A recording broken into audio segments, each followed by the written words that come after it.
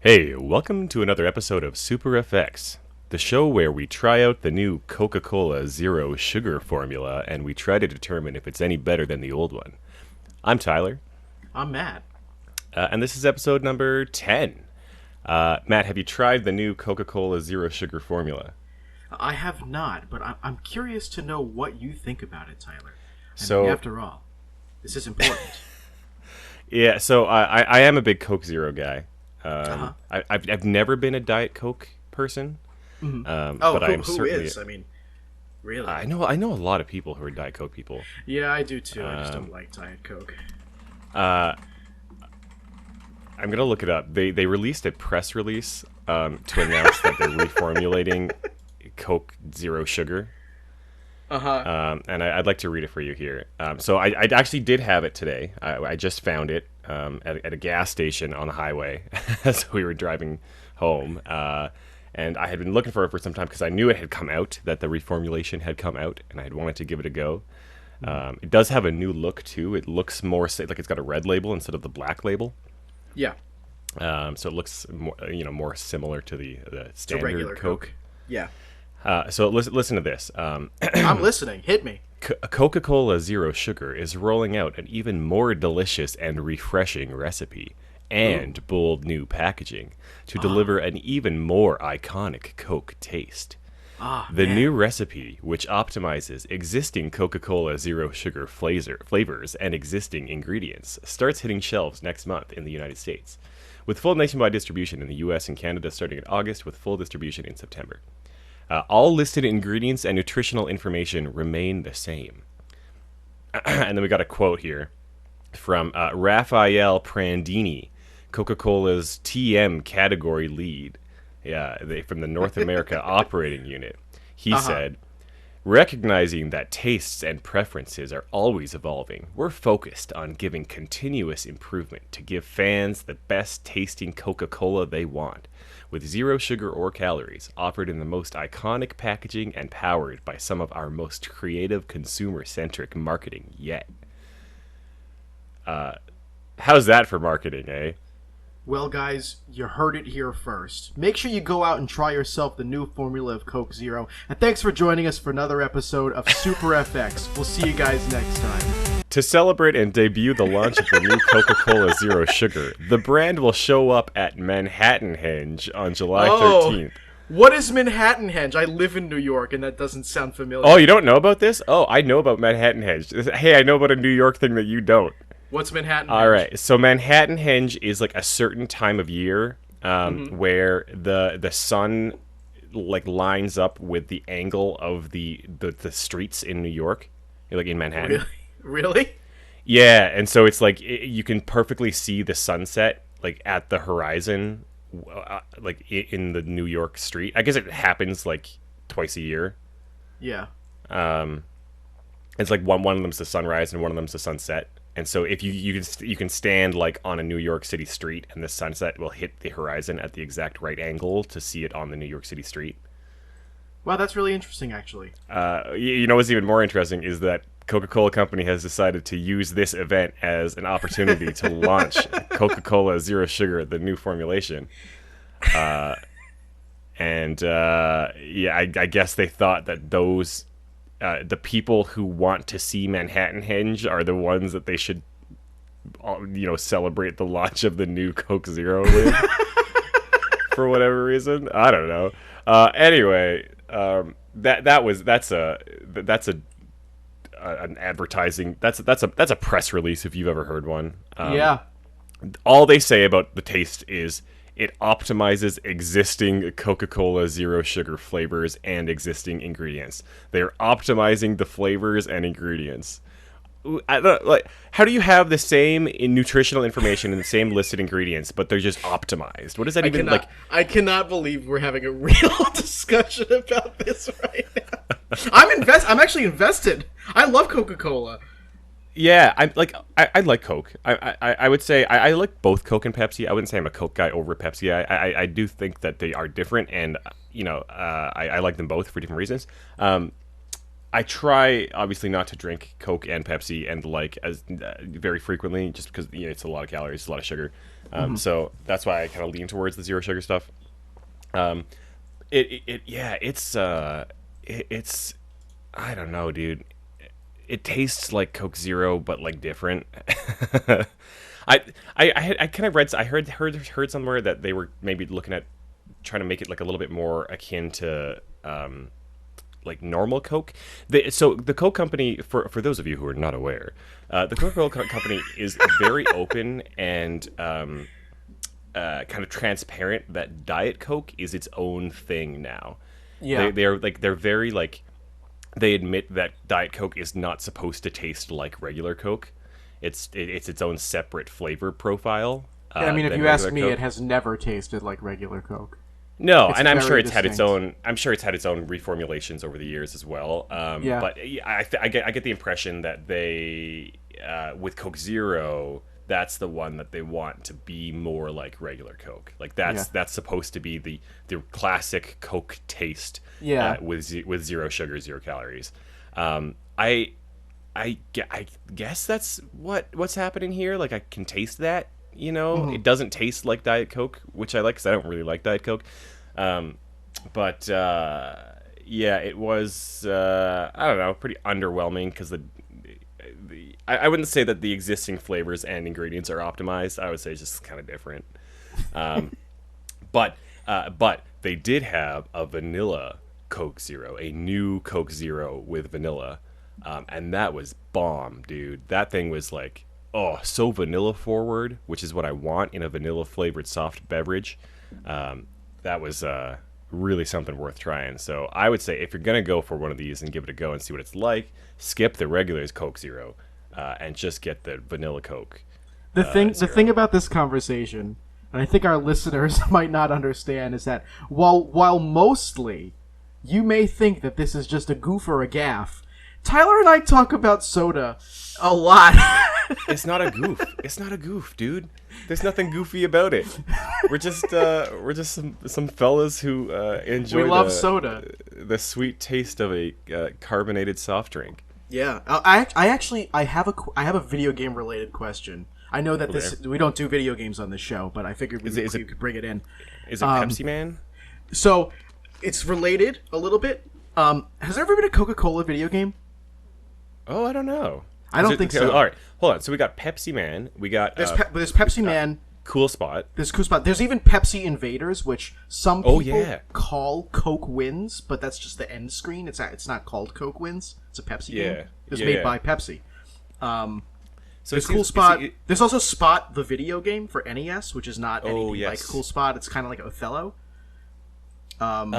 It seems that the Pepsi company is a lot more involved in the video game market than the Coke company has been. Has there ever been like a Sprite game or? So I don't think so. Look up. Is 7-Up Coke or Pepsi? Oh shit, dude! Coke Music. You ever play Coke Music? No. Oh, dude. Okay, you ever play Habbo Hotel? Yeah, didn't I play it with you once or twice? Yeah, I'm sure we had our fair share. We dabbled. Of fun, as guests at Habbo Hotel. Every now and again, you'll just get the hankering like, "Yo, when's the last time you played this game? Let's go boot it up." We did that with Toontown Online. Yes, we did, and I think we did Club Penguin a long time ago too. Didn't the Toontown Online they shut it down, and then there was like a fan server that opened up. Yeah, and they had to change the name. It wasn't called like it was called like Toontown like the Regaggening or something. Rewritten. Like that. Yeah, it's called Rewritten. So I mean, Jackie and I actually we still play that. We haven't played it in a little while. Yeah, we really do. We really enjoy it. We haven't played it in quite a while since the pandemic, which would have been the perfect time to play it because we could play it online together, but we just didn't. Oh my god! But we still have characters and we have accounts and like we've been thinking about actually going back and continuing to play again. Is it active? Is there like a bunch of folks on there? Yes, it's very active. There was surprisingly a big ass community of people who, when Disney shut down the official servers, there was like real outcry, and they brought it back. And of course, they couldn't just call it Toontown because Disney, so they called it Toontown Rewritten. But it's all like fan controlled, and people even like vote on the things that get added and removed from the game. So it's like incredibly democratic, and it's super public now. I am But, flabbergasted. yeah. You can't see me right now, but my jaw is literally like hanging open. That I'm hearing that you are an active player of Toontown Rewritten. Yeah, I think that's the reason why when you brought it up, I was like, yeah, let's do it. Because, like, I'm very familiar with it.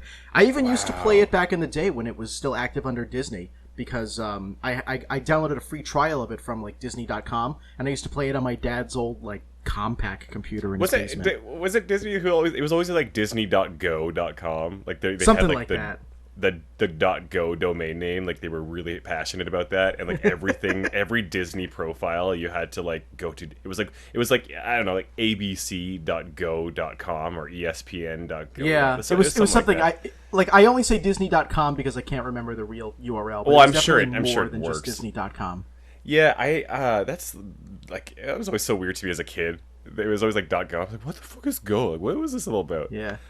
Anyway, do you remember those TV commercials that were like, go to Nickelodeon.com, keyword Amanda to like look at these games? It's like, what the fuck do you mean keyword? Like, yeah, they wanted you to feel like you're at some sort of exclusive club. Meanwhile, all you were doing was putting like the name of the thing that you were looking for in the search bar. Well, because there was the AOL one, like the AOL keywords, which we never had here. I always remember, specifically, I remember watching Who Wants to Be a Millionaire with Regis Philbin. Yeah. And it would be like, go to who wants to be a millionaire.com or use AOL keyword millionaire to like check out our webpage. And I always remember like being like, what the fuck is that? Like, what's AOL keyword? Yeah, because we never had that here. Like we had AOL, but like we didn't. I don't really remember anybody using keywords. So if I wanted to like look something up, I would just go to that place's website because AOL was at its heart. It was a web browser. You could access the internet from AOL. I think that was the thing. It was like with the AOL web browser, you had a space where you could enter a keyword, and that keyword would just take you to the website. And I think they just thought maybe that would be easier than people typing in, www. Yeah. Evidently, as you can tell, it didn't last. But I distinctly remember Regis Philbin always telling me to use the AOL keyword millionaire, and I was never able to do that. I digress. As I picked up my jaw up off the floor because my realization about your Toontown experiences. Coke Music. It was a game like Habbo Hotel. It was a Habbo Hotel ripoff, but it was all like Coke themed. Yeah. I played the shit out of that as a kid. Oh my god, I played so much Coke Music. But it was like music theme, so you would go to rooms and there'd be like a DJ and you could like dance, slash dance or whatever and oh my god. People would like trade. I'm sorry, I don't mean to interrupt you. You're going to tell the rest of the story before I tell this one, but I just remembered when you and I dabbled in Second Life for the first time in a long many years. Oh yeah, it's don't do it. Don't do it. Second Life. I got nothing else about Coke Music. That was about it. Oh, Second that's Life. Listen up. So Second Life. If you played Second Life like 15 years ago, you'll have some very good memories. I think some very fond memories of maybe hanging out with friends and it was still goofy back then, and there was some like weird stuff going on, but like it was it was fun, and you could like do the dumb stuff and just chill. Second Life now, it still exists, and there are people who play it. Maybe all robots. I don't know. It's nothing like it used to be. It doesn't. Dude, it reminds me of a totally different game.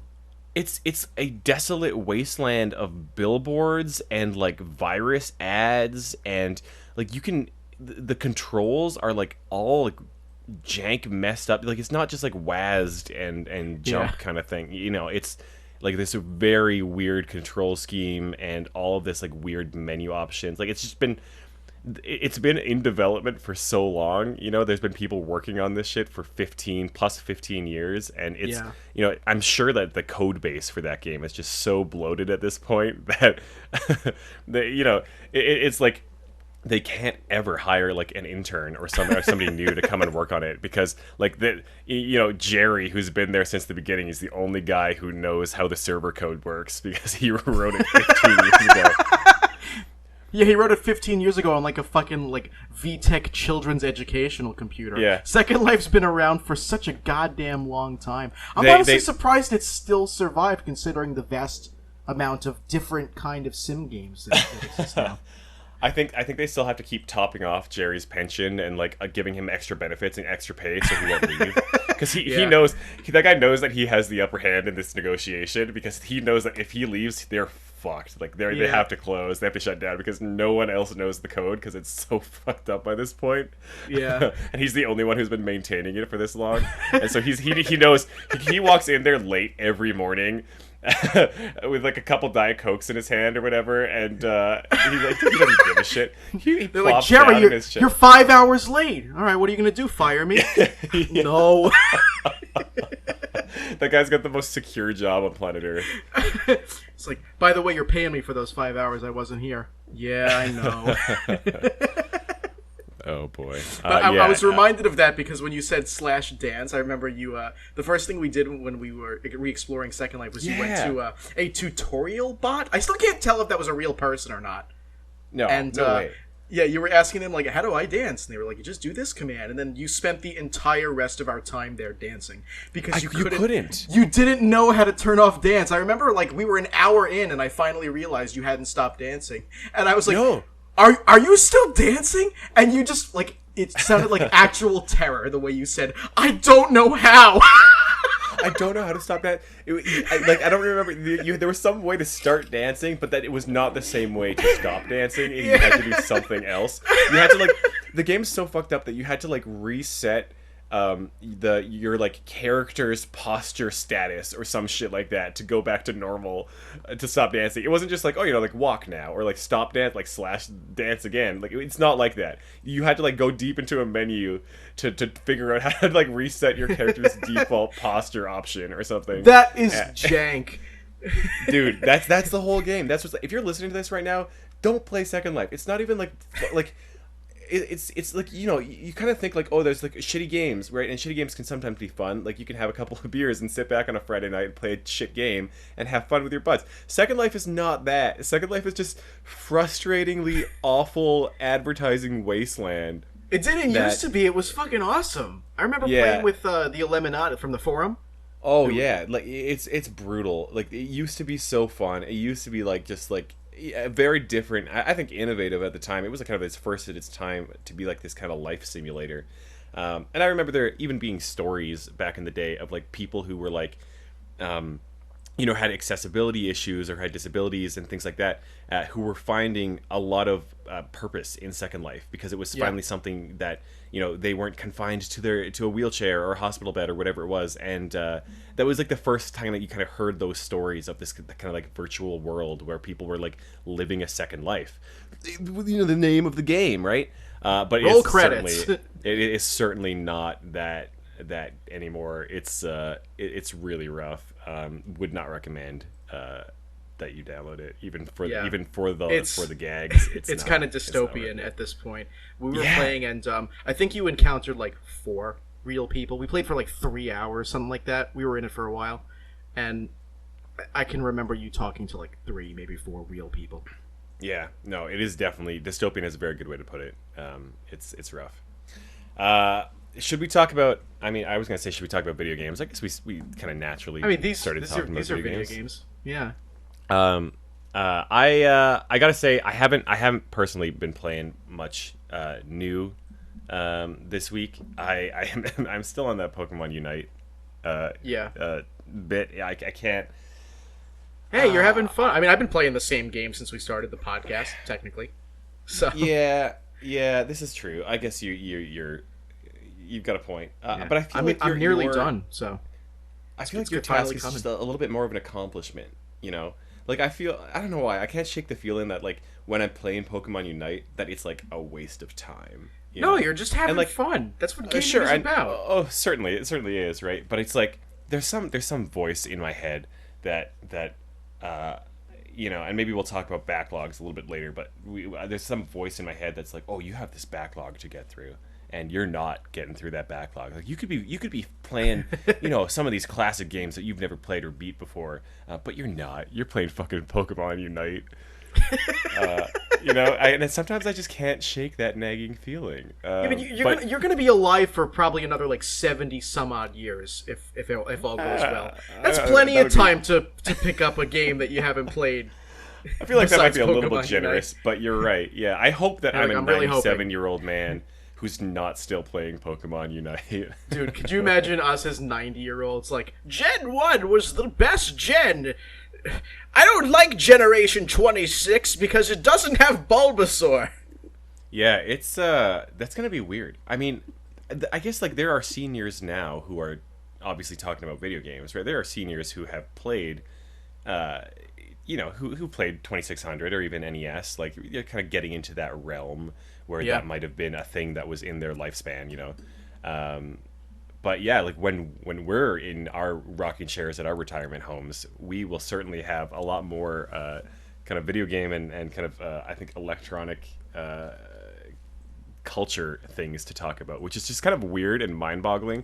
You know what? We'll probably be in some like fucking virtual. We're gonna be in fucking Second Life retirement homes. Oh no! Oh my god! / take meds. I was gonna say that maybe we'd be on our jet powered floating rocking chairs, but I said no, fuck that. I said we're probably gonna be in a bed somewhere comatose with our VR headsets on. Just gonna say they're gonna fucking download our consciousness into the Second Life nursing home. Oh my god! God help me! This is hell. This is what hell is.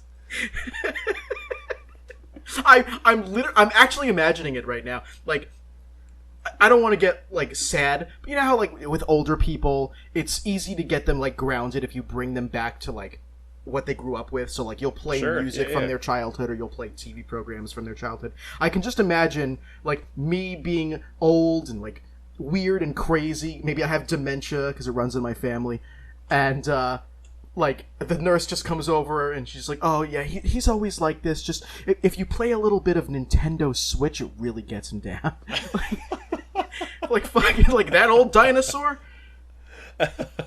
You walk in and you're like, oh, you got a cassette tape, and you're like, Matt, I know you're not like really with us anymore, but I know you can still hear, and I think this is something that'll bring you back. And it's like the fucking like me channel music on a cassette tape, and you can just see like the outline of a smile faintly develop at the sides of your mouth. All right, Matt, this is just a test of your cognition. Who's the current president? Iwata. Oh no, he's gone back too far.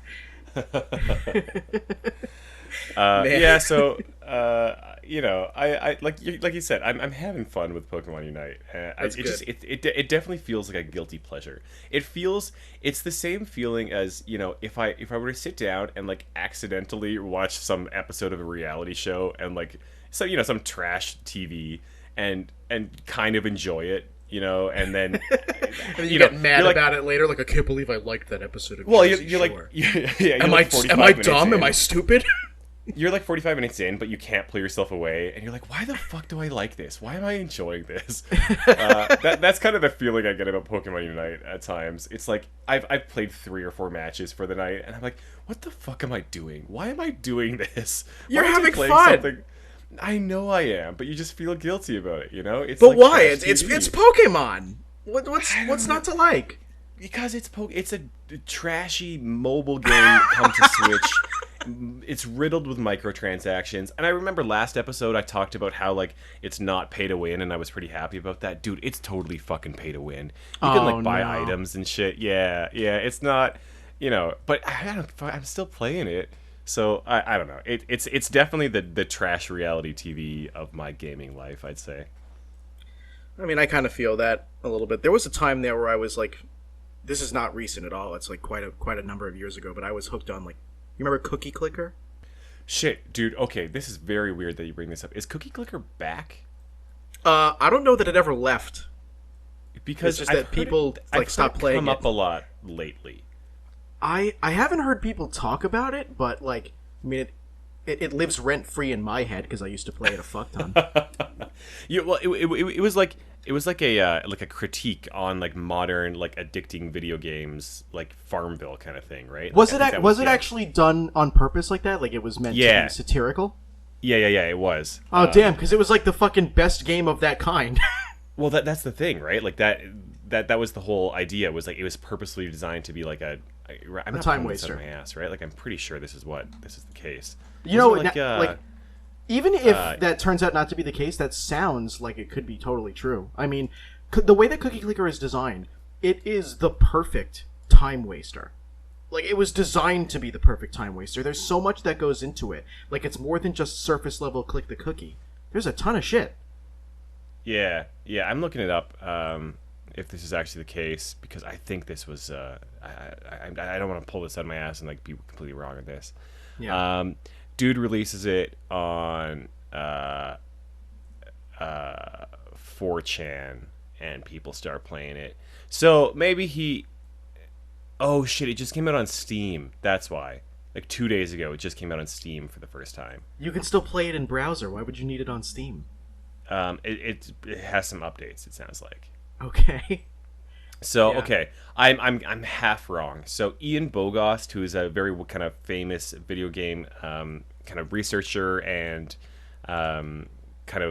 he did design some video games such as Cow Clicker, which was a precursor to Cookie Clicker, and Cow Clicker was the one that was a bit of a kind of A satire. satirical kind of like commentary on the Farmville mindless clicking web games.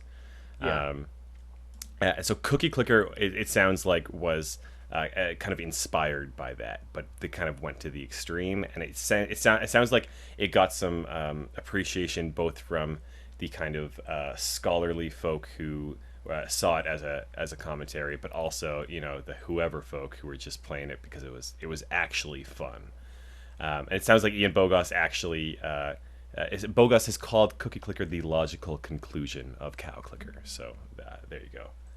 Yeah. I mean, I was gonna say, like, I never thought that I would be the type of person to get into a time waster like that, because I tend to play adventures, I like to call them. Maybe that's a little bit too highbrow for me to call a video game just an adventure, but it kind of really describes the type of game that I'm into. The game doesn't even really have to have a story, as long as it has, like, a point, and it gets, like, progressively more difficult, and there's at least some semblance of plot, and you have, like, a goal in mind. But with Cookie Clicker, like, none of that exists. And I remember criticizing people for playing it when I was in, like, middle and high school, because I'm like, that's so stupid. Why would you play a game like that? And then I sat down one day and I was like, what is it about this game that everyone likes so much? And I realized it just appeals to what it is to be a human being. Oh, There's certainly. always something to work toward without any sort of tangible goal, but there are so many miniature goals that even though reaching that goal doesn't finish the game, it gives you that boost that you need to keep going to reach your next mini goal. And I got hooked on Cookie Clicker, and I felt real guilty. Oh yeah, like it's the addictive formula like put into a nice little package. Yeah. Yeah, like would you? I think that this qualifies for the trash TV, the trash reality TV of video games, to a certain extent. But I feel like Cookie Clicker, like they kind of it's kind of purposefully like that. They like are purposefully doing this addicting formula in this cute package. Yeah. A, because they know obviously people are going to play it, and B, because like they're kind of making fun of Farmville and that kind of thing in a way. Whereas Pokemon Unite is a cash grab, right? Straight up, and they know it. Obviously, like the designers know what the fuck that's about. Of course. But it's not like someone, there's no Hideo Kojima behind Pokemon Unite saying like, oh, this is my magnum opus, right? Like he's not like the auteur, the creator of the Pokemon Unite and the head designer is not like the auteur of game design, where he's like, this is my piece with my mark that I'm leaving on the world, so it's yeah, and I think like that's for that reason it's the reality trash TV is the best way I can put it, because it's a cash grab, it's just like mindless whatever. Yeah. Yeah. So anyway, I've been playing it. I'm still playing it. You're right. I'm having fucking fun. But I don't want to. I don't want to have fun. I want to suffer. Yeah, I hate that I'm having fun with this game. Well, I'm almost done with my Pokemon journey, finally. I am just before the Elite Four in Emerald, which is the final version I need to play. Once I beat the Elite Four, I just have to tie up a couple of loose ends in the post-game. It's going to take less than an hour. And then it's just, like, 5,000 different trades to just finish up the Pokedex. Are you going to Gen 5 after that? So, you mean Gen 4? Yeah. No. I like to take nice big breaks after each Pokemon journey because that's too much Pokemon. This is already too much Pokemon. I'm in over my head. I definitely want to play other stuff, especially since Metroid Dread is coming out soon, and in only 4 days, the new WarioWare is dropping. I want to be ready to play those, and I surmise that you're saying you got to get it together. Yeah, pretty much. Very nice, nicely done. Thank you. I surmise that by the time WarioWare Get It Together is done, or out, I should say, I'll be finished. I'll be done in the next couple of days, and I'm so happy. Brilliant. Which means, everybody, I'll have a different game to talk about the next time that we see each other. Thank God. The crowd goes wild. I'll edit in some horns and confetti and like hissing sounds. Well, I'm excited for you. I'm glad for you. I'm happy that you. I don't know how to put this. I'm interested that you said that you're excited to be done, which tells me that you actually are kind of sick of it at this point. A little. I experienced like waves. So I think I mentioned getting my third wind a couple of episodes ago.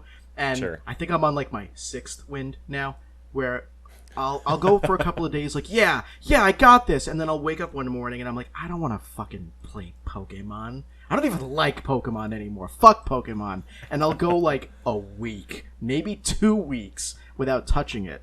And then I'll wake up one morning at the end of that cycle and I'll go, man, I haven't played Pokemon in a while.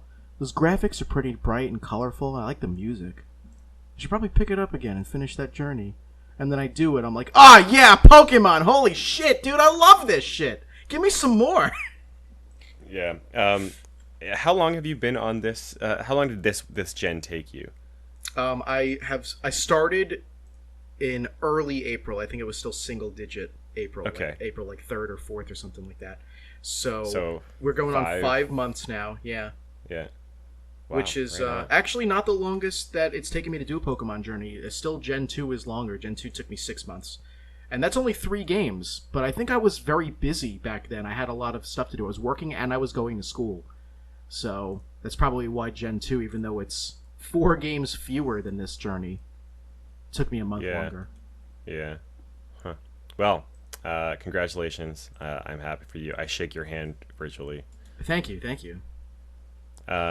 Shall we go? Actually, before we do the news, I did want to jump to the news, but before we went to the news, there is one other game I've been playing. Yeah. And it's a game that I've been playing for like quite some time. And that's Tetris.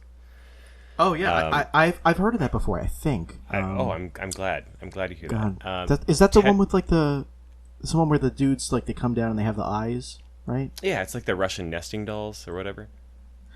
Yeah. You know what I'm talking about. It's got like like you like cut the blocks as they come with your sabers.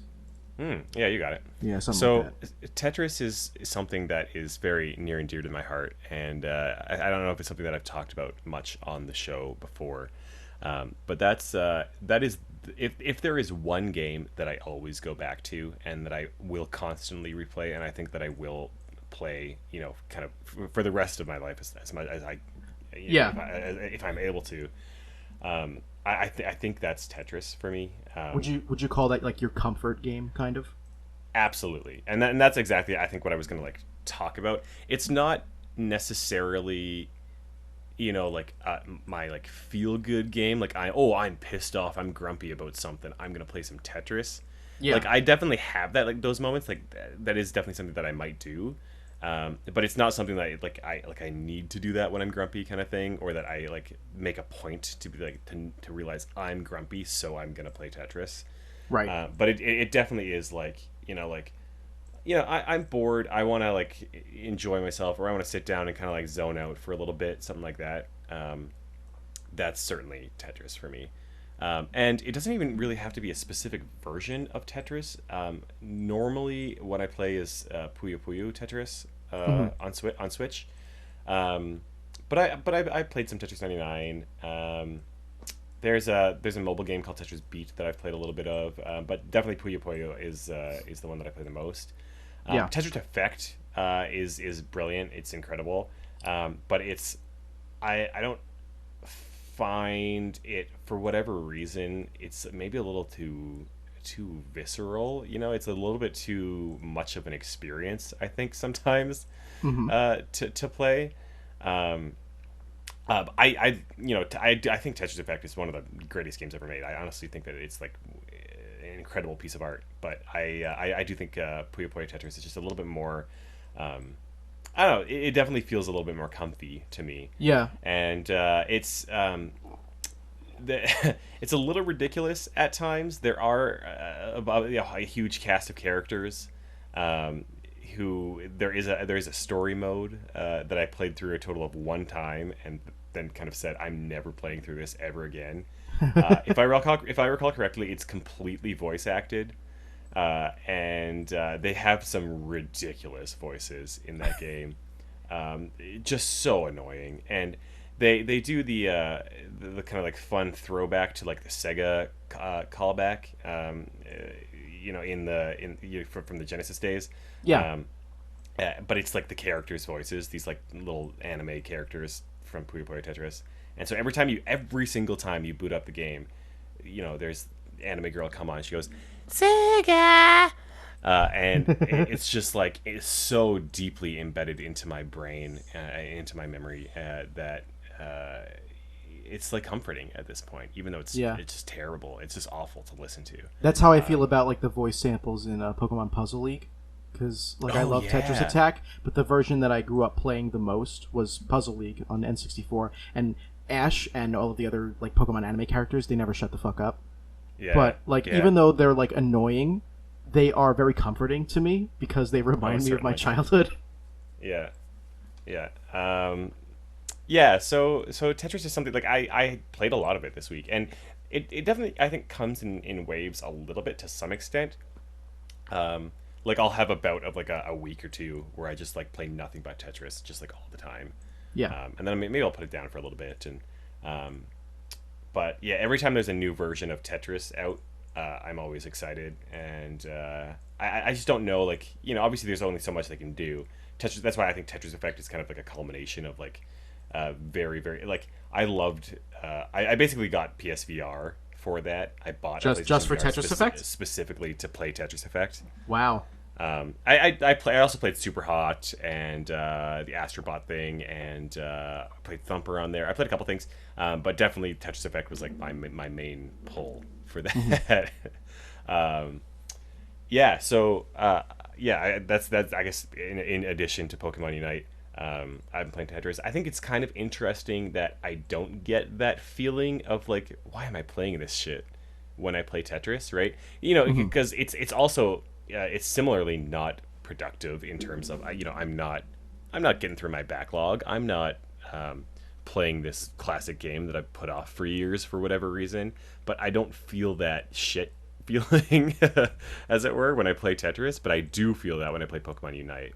Yeah, which is kind of interesting, and I guess I think it boils down to you're more comfortable with Tetris. I mean, it's something that I know we both grew up with Pokemon, but every time they come out with a new Pokemon, it's different enough that it doesn't necessarily feel like it's the same experience. But every time they come out with a new Tetris, even if it is pretty different, it still always feels like Tetris. And so I think it's easier to be comfortable with a new Tetris than it is with a new Pokemon. Yeah, I don't know what it is. Yeah, but I guess I found a very interesting kind of dynamic between playing those two games. Yeah. Let's go to the news. With that gamer news with a Z. I don't know if there's Do we, much the only thing that I news could like this week. really touch upon, and it's not even really worth mentioning because it's basically nothing, is that we touched upon the WADA stuff with Heritage Auctions last time, and since Carl Jobst made that video and everyone's been talking about it left and right, I'm sure. Thank God. I'm happy that's I been really the case. am. WADA reached out and they made a statement.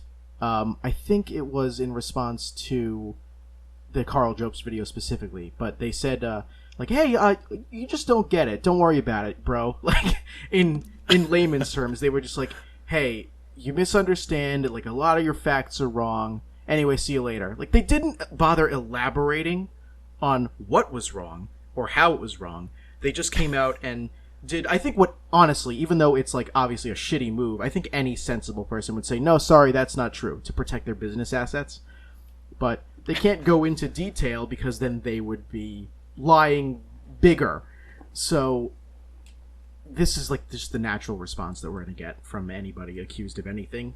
But it's interesting just to see that they responded at all, because they kind of didn't have to.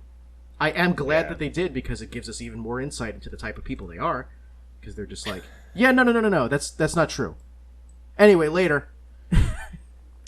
Yeah, I was looking at. I wanted to pick up a copy of Metroid Fusion because I don't have it.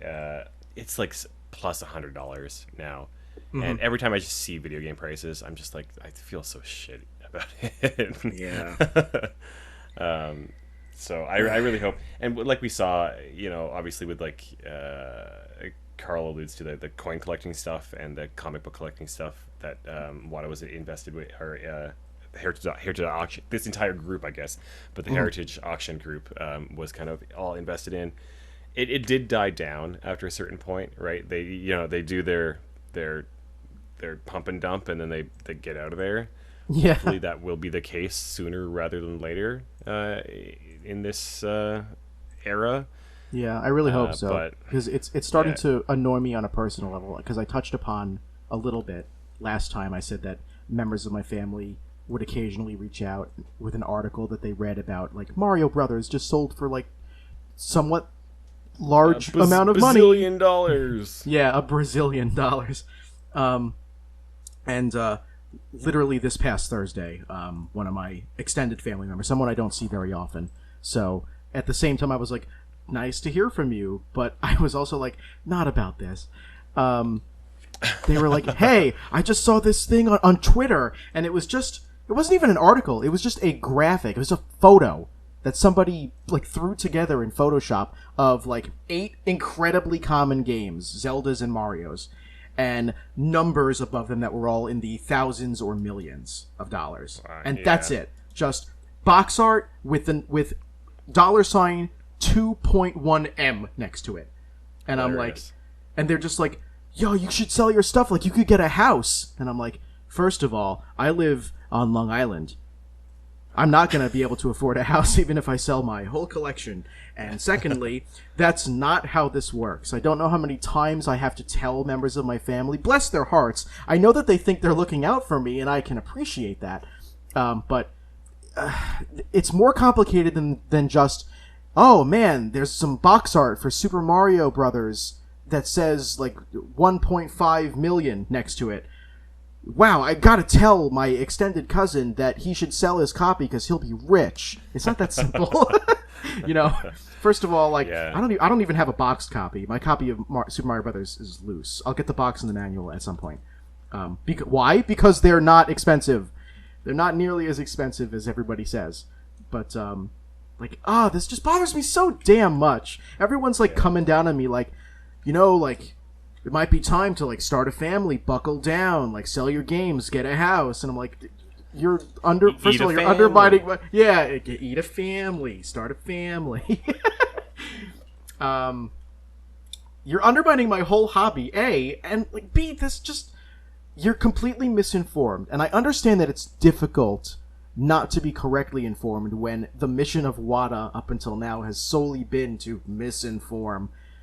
But it's coming down on me on a personal level now, and so I'm frustrated even more than I was. because I was already frustrated about it happening to our hobby, but now it's happening to my life, and I don't like that. Chill, Matt. Just play your comfort game. Yeah. Ms. Pac-Man / Centipede / Tetris. I think for news, honestly, this week there's not much. Yeah, that's about it. You won't believe it, but Disney's The Jungle Book swings into Fall Guys this week.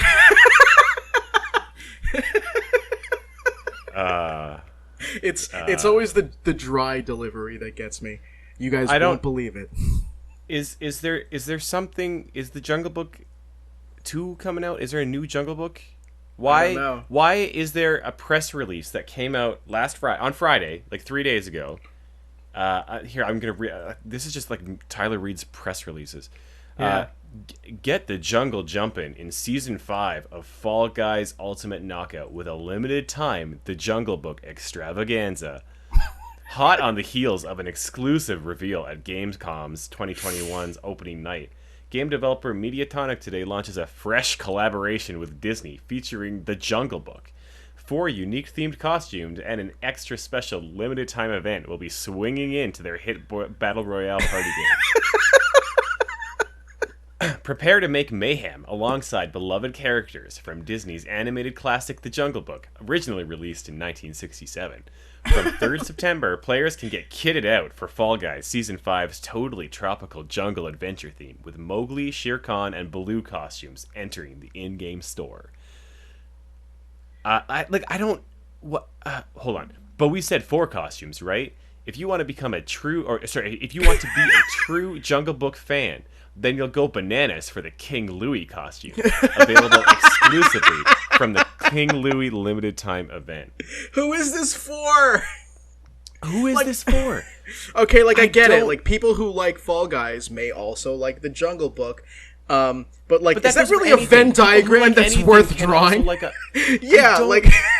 Surely that's a pretty reasonable Venn diagram, but is it worth drawing one?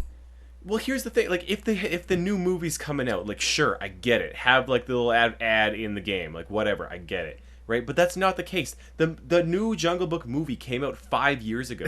And now there's some, for whatever reason, I don't get it. Who's doing this? Is there some guy sitting in a fucking, like, leather-bound executive chair? It's Jerry himself. He's getting away with more. And he just really likes the Jungle Book, and he's like, hey, you know what we should fucking do? Kids like this game, right? Let's put some characters from this movie that's not relevant right now. Yeah, Jerry's moonlighting. I don't get it.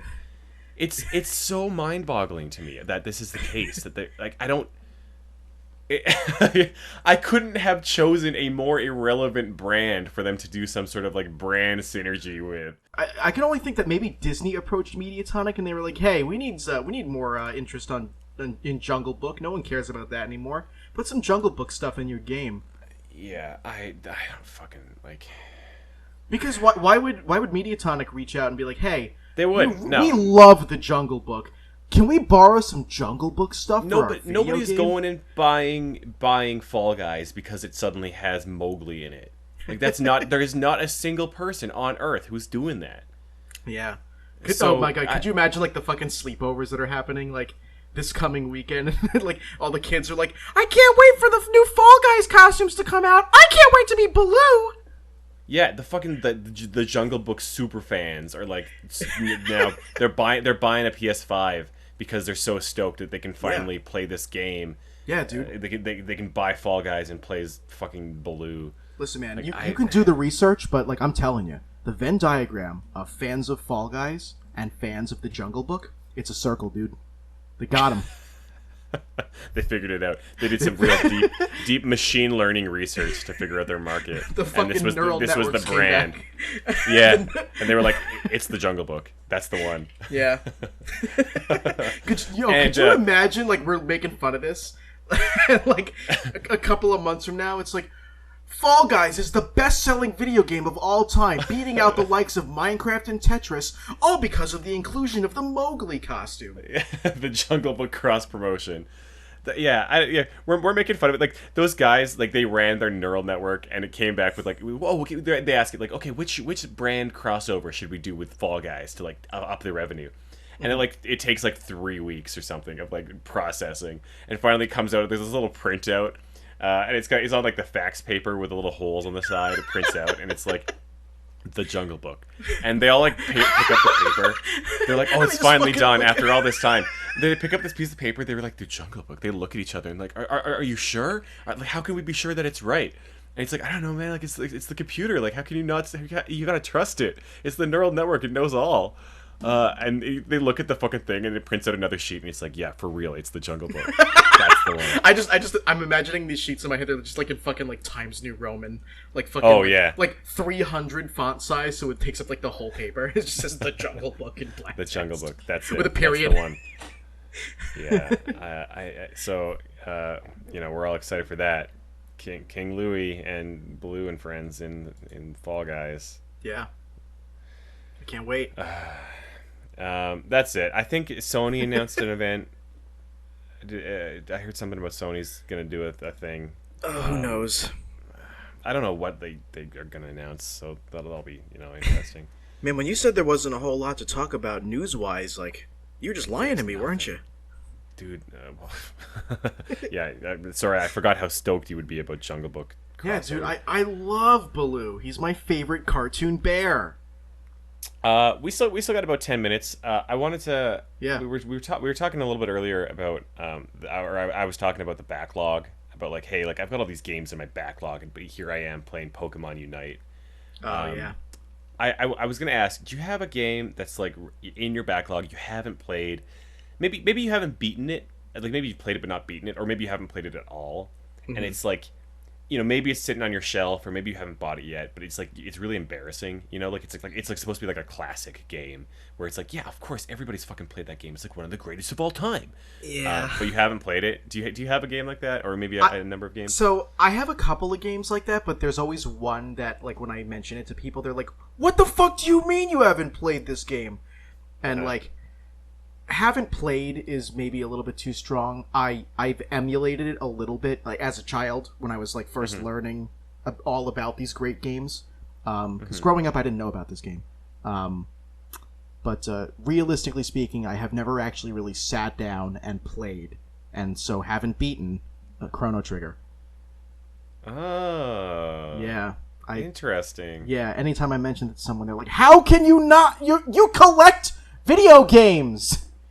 I have played Chrono Trigger. I have not finished it, and I'm not. But I don't know if that's embarrassing to say, because I have played like a good chunk of it. It's less embarrassing than my having never really played it at all. Is there a reason that you haven't, or is just haven't gotten not to it? really. I just haven't gotten around to it. I've always wanted to own it and play it, and that also embarrassing, I guess, is I've been a collector for about 13 years, and I only owned Chrono Trigger starting last year. Yeah. Yeah. It was always kind of expensive, and I never got around to getting it. And thank God, Jackie actually bought it for me for our anniversary last year during the pandemic, which was kind of nice. So I should have sat down and played it then, but I didn't. Yeah, I had a friend in school growing up who had Chrono Cross, and he played a ton of it. And I remember sitting on his couch, and I was not sitting in his couch. I was sitting on his couch, watching him play Chrono Cross. And then from there, after I kind of watched him beat it, he then got Chrono Trigger and played that. So yeah, that game, a lot of people talk about like, oh, it's like the best RPG of all time. Yeah. And I don't know if I'm not enough of an RPG guy to make that call.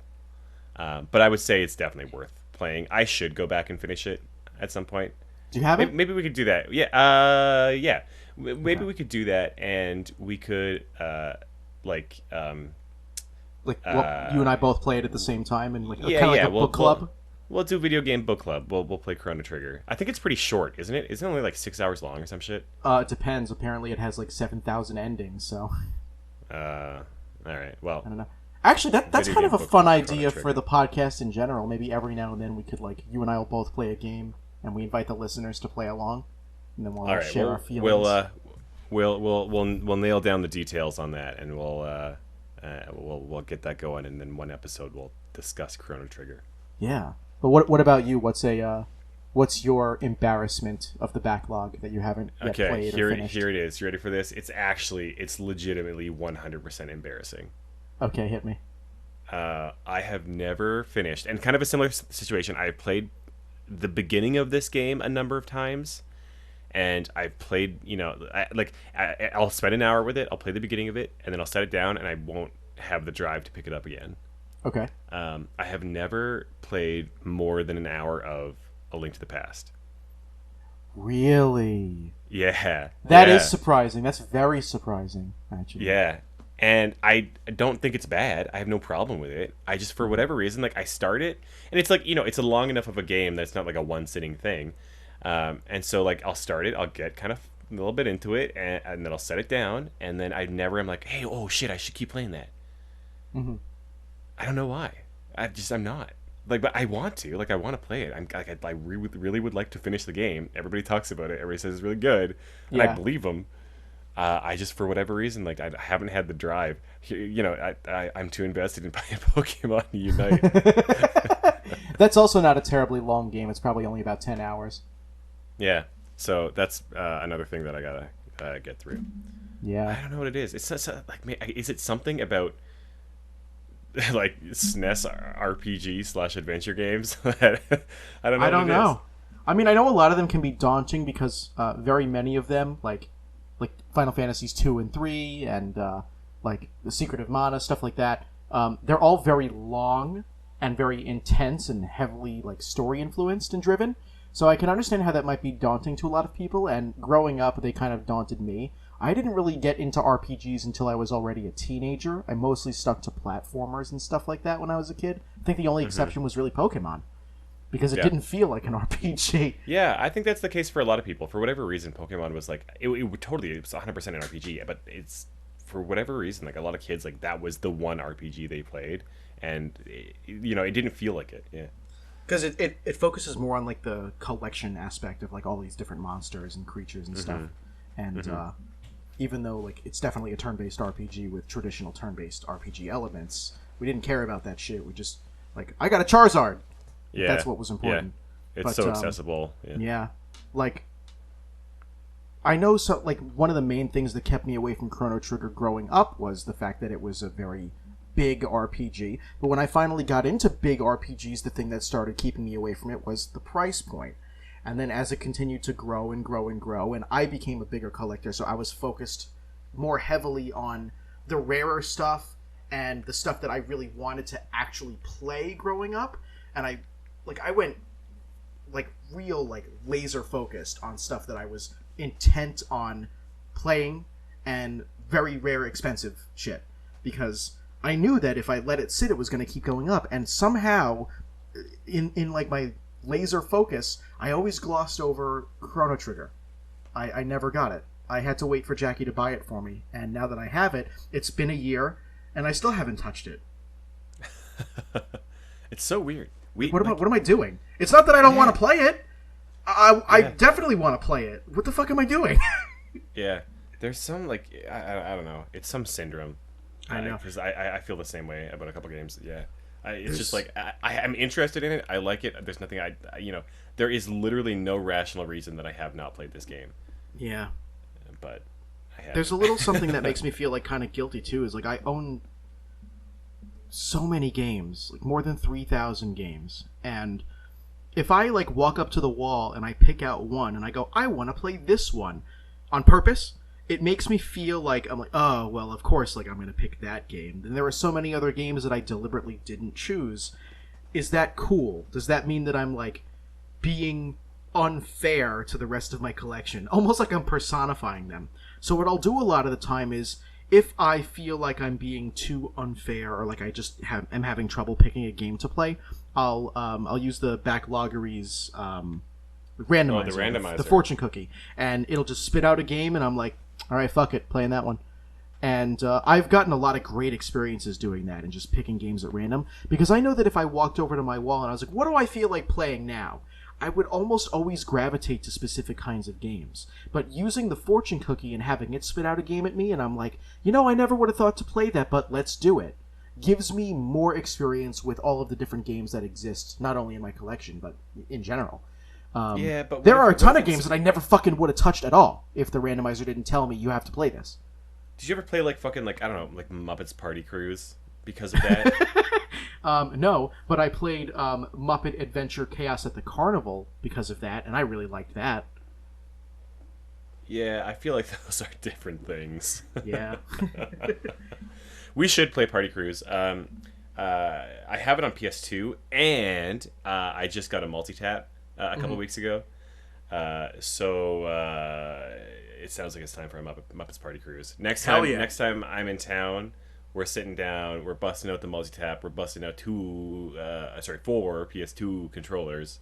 Yeah. And I'm gonna fuck you up with Miss Piggy. Okay, sure. I'll be your Kermit, I guess. Aw, B. But yeah. Do we have time for me to talk about like a couple of quick pickups? Because I don't want to waste everyone's time. But something kind of cool happened this week.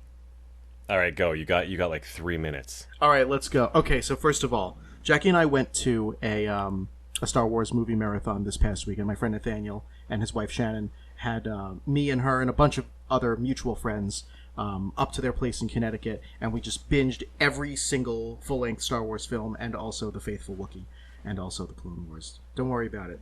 It happened. And a mutual friend of Nathaniel's and mine, Sam, was there, and for quite some time he had been taunting me with his version of torture, which is to gift me a copy of Sonic Riders Zero Gravity on PS2, because in his own words, it's such a bad game, if I give it to somebody else, it's torture. Meanwhile, I'm just like, man, I don't care if the game's bad. Giving me a game is like the best thing ever. It's going to go in my collection. It will look great on my shelf. Yeah, exactly. So he did. He actually brought it from home, and he was like, here you go. And I was like, thank you very much. He's like, I know it's not a good game, but I know at least you'll appreciate it, even though it is the worst game ever. And while I was putting the game away for us to continue watching the movies, he was like, and just as an I'm sorry for giving you the worst game ever, here you go. And he gave me a fucking copy of Final Fantasy Chronicles on PlayStation 1. Oh, wow. Yeah, which isn't the most expensive game in the world, but it's a lot more expensive than Sonic Riders Zero Gravity. And it has Chrono Trigger in it, which is just another way the universe is telling me to play Chrono Trigger. It's Chrono Trigger in, I think, Final Fantasy VI, I think? Right? Yeah, that sounds about right. Yeah. Or maybe, no, Final Fantasy IV, sorry. But yeah, and then I was down at Blast from the Past, which is my buddy Rich's shop in Bayshore, and he had a really, really cheap copy of Super Adventure Island 2 on Super Nintendo. And when I was there 2 days in a row. The first day I was there to pick something else up, and I noticed it in the case, and it said like $85.99 on it, and it usually goes somewhere around like $110 to $120. I was like, oh shit. I couldn't afford it right then, but the following day I got paid from another lesson, so I went back. And I noticed that the reason why it was cheap is because it actually had quite a noticeable tear on the label. But for such a discount, I feel bad about it because I really like everything in my collection to look pristine. But that discount plus the fact that I know the guy, so he ended up taking off another $10, so I only paid $75. It's really worth having in my collection, even if it does have like I'll put a photo of it, the same photo that I sent to you, Tyler. I'll put that up on the screen now. If you're still listening on YouTube, take a look. That's a pretty noticeable gash on the front label there, but I need this game, and I'll get a label upgrade sometime in the future. I'm hopeful. Yeah. Just the ability to have it, because it's also a game that I really want to play. It looks fun as hell. Yeah, that's kind of like my Earthbound. I found one for a really good deal, maybe about 4 years ago, and it's got that classic SNES cartridge kind of wear on the top crease. Oh yeah, yep. Yeah, it's not too bad. Like it's really it's like, it's there, it's noticeable, but it's like kind of on the mild end of that wear, and but it was such a good deal that I couldn't pass it up. So I know that feeling. But yeah, I guess that'll do it for this show. Yeah, guys, thanks so much. To learn more about SuperFX, you can visit our website, superfxpodcast.com. You can find our show wherever you find your other favorite podcasts, including Google Podcasts, Apple Podcasts, and Spotify. You can also follow us on social media, including Twitter, Instagram, YouTube, and Facebook at SuperFX Podcast. We'd love to hear from you guys, so reach out with any comments or questions on social media, or you can send us an email, hi, that's H-I, at superfxpodcast.com. If you like what we're doing and you'd like to support us, please consider becoming a patron at patreon.com/superfxpodcast. If you're listening on YouTube, consider liking, subscribing, and leaving a comment. And if you're listening on Apple Podcasts, help us out by rating and reviewing the show. And special thanks to Kenny Martin for our theme song. You can find him at Kenma, that's KENMA.bandcamp.com. Guys, as always, a special thanks to you. Thank you so much for listening. We'll see you next time. Bye-bye.